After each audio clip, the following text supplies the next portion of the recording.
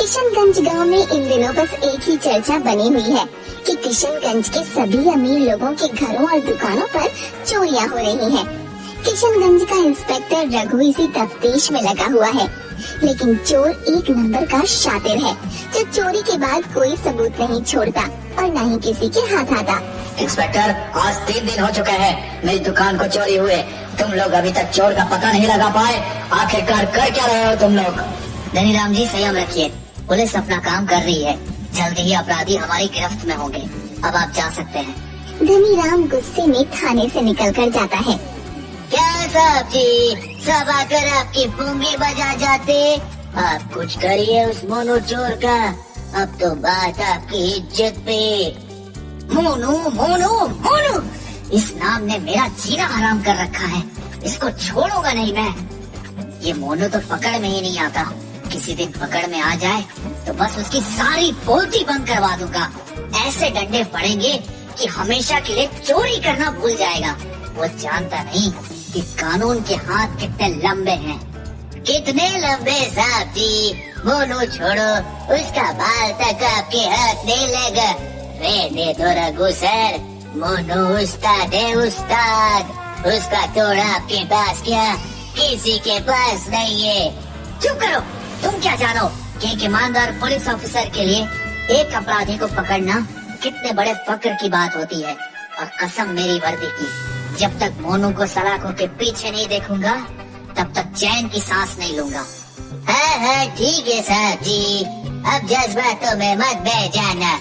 Raghu sir, Monu का तो पता नहीं सलाखों के पीछे जाएगा कि नहीं, लेकिन वो आपको हवालात में जरूर बंद कर देगा। अच्छा, क्या कहा तुमने? ऐसी जगह ट्रांसफर करूंगा कि याद रखोगे?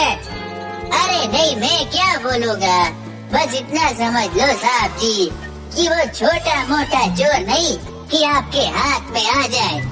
हाँ, जानता हूँ, मगर उसे तो मैं पकड़ कर ही रहूंगा। मोनू चाहे छोटी चोरी करे या बड़ी चोरी करे, लेकिन चोरी इतनी सफाई से करता था कि चाहे कितना भी कोई जोर लगा ले उसे पकड़ ही नहीं पाता था। मोनू का एक साथी था जिसका नाम बटुक था। बटुक शुरू से मोनू का साथ देते आ रहा था। कई जगहों पर दोनों साथ मिलकर चोरी करते और धन को आपस में बांट लेते। मोनू भाई, अपन को तो घर वालों ने ही 9-11 कर दिया था। यही बोले कि तेरे जैसा औलाद से अच्छा हमें औलाद ही ना हो। लेकिन भाई, कभी कभी बहुत याद आती है घर की। चल छोटे, दिल छोटा ना कर। अपन तो बचपन में ही घर से कल्टी मार लिया था। तो भाई, तुझे घर की याद नहीं आती? अपन को अपनी माँ का जरा याद है, वो भी धुंधला सा। बाकी कोई नहीं अपन की याददाश्त में। चल छोड़ ये सब, आज रात चोरी करने जाना है ना? हाँ, आज तो बहुत कीमती माल चुराना है यार, मगर एकदम सावधानी से जाना होगा। अरे भाई, जो भी हो, हम दोनों किसी से डरते हैं क्या? देखना सब सही हो जाएगा। आधी रात में मोनू और बटुक दोनों ही मुंह पर काला कपड़ा बांधकर निकल पड़ते हैं। अरे भाई, यहाँ तो पहले से कोई बैठा है। अरे तू भी क्या मूर्खों जैसी बात कर रहा है? जब लाखों रुपए का सामान पड़ा होगा गोदाम में तो रखवाली के लिए कोई तो रहेगा ही। तू मेरी बात ध्यान से सुन, ये रुमाल ले और सुंघा दे, तब तक मैं गोदाम खोलने में लग जाता हूँ। बटुक ऐसा ही करता है। गार्ड वहीं बेहोश होकर गिर जाता है। मोनू फटाफट गोदाम खोलता है और सोने से बना घोड़ा निकाल कर ले आता है। ये देख भाई, एकदम चमचमाता हुआ घोड़ा। चल पकड़ इसे, अब कल्टी मार लेते हैं, इससे पहले कोई और आ जाए। मोनू और बटुक उसे चुराकर भाग जाते हैं।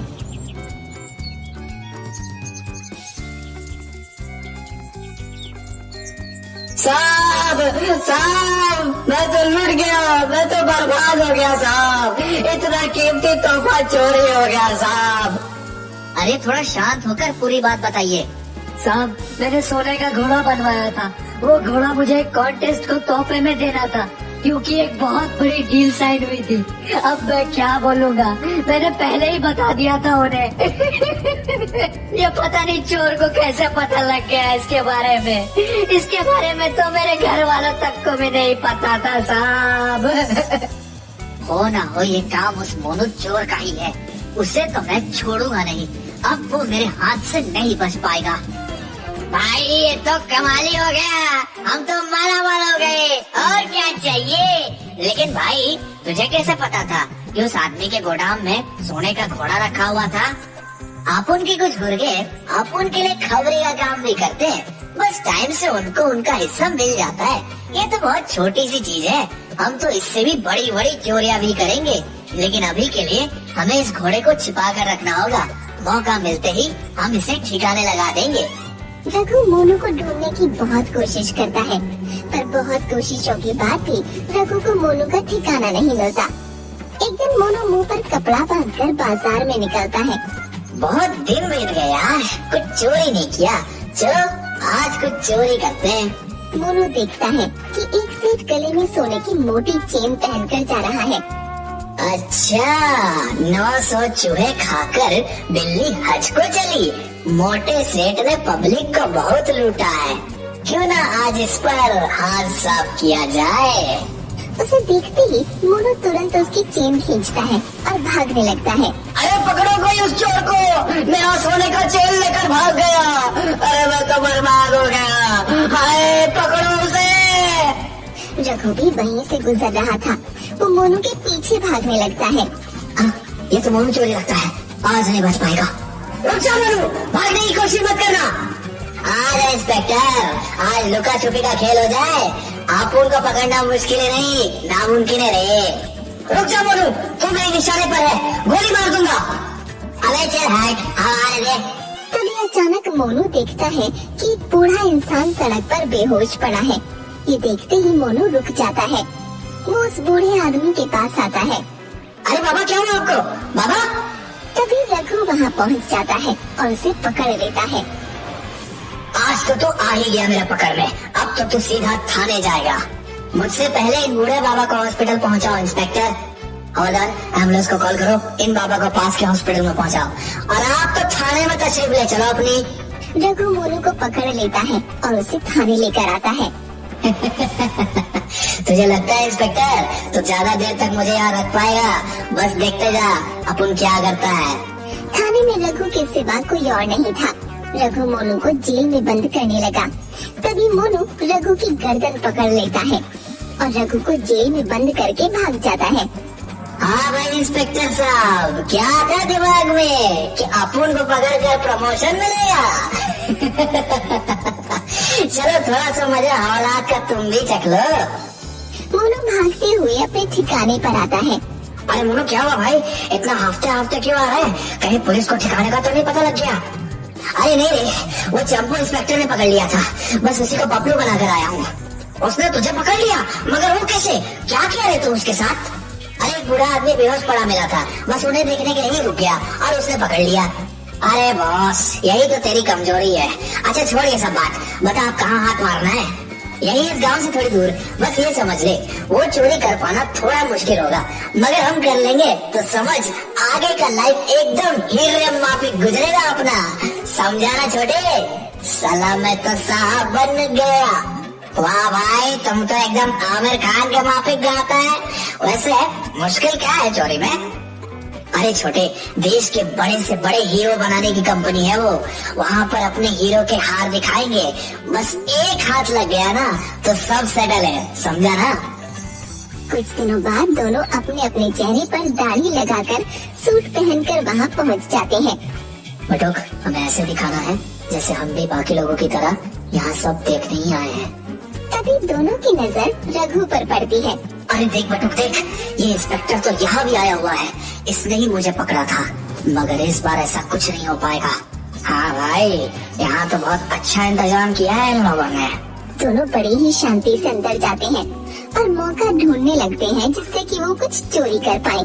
बटुक, ये तो बहुत बड़ा है, मैं उधर जाके देखता हूँ वहाँ क्या है। मोनू को एक कोने में एक हार दिखता है। अभी वहाँ कोई भी नहीं था। यही सही मौका है, यहाँ कोई नहीं है। मोनू तुरंत शीशा तोड़कर अंदर से हार निकालकर छत के ऊपर से निकल जाता है। सभी मोनू को पकड़ने के लिए उसके पीछे भागने लगते हैं। मोनू बिना रुके दौड़े जा रहा था। दौड़ते दौड़ते वो बहुत दूर आ चुका था। तभी अचानक वो एक महिला से टकरा जाता है। मोनू उस महिला को देखकर हैरान रह जाता है। इनका चेहरा तो ऐसा लग रहा है जैसा चेहरा मेरी माँ का था। क्या बोला तुमने? माँ, आपको याद हो मैं आपका गोलू। क्या तुम गोलू है? हाँ माँ, मैंने अपना नाम मोनू रख लिया है, लेकिन आपका तो गोलू ही हूँ। मोनू की माँ बहुत जोर जोर से रोने लगती है। बेटा तू कहाँ चला गया था? मैंने तुझे कितना याद किया। तू कितना बड़ा हो गया, मैं तो पहचान भी नहीं पाई। माँ, अभी मैं बहुत जल्दी में हूँ, मुझे जाना होगा। रुक जा बेटा, तुझे याद है तेरा एक जुड़वा भाई कल्लू भी था जो मामा के घर रहकर पढ़ता था? वो सिपाही बन गया है। चल तू घर चल, मैं तुझे उससे मिलवाऊंगी। ये सुनकर मोनू हैरान रह जाता है। माँ, उसे सभी किस नाम से जानते हैं? रघु नाम से।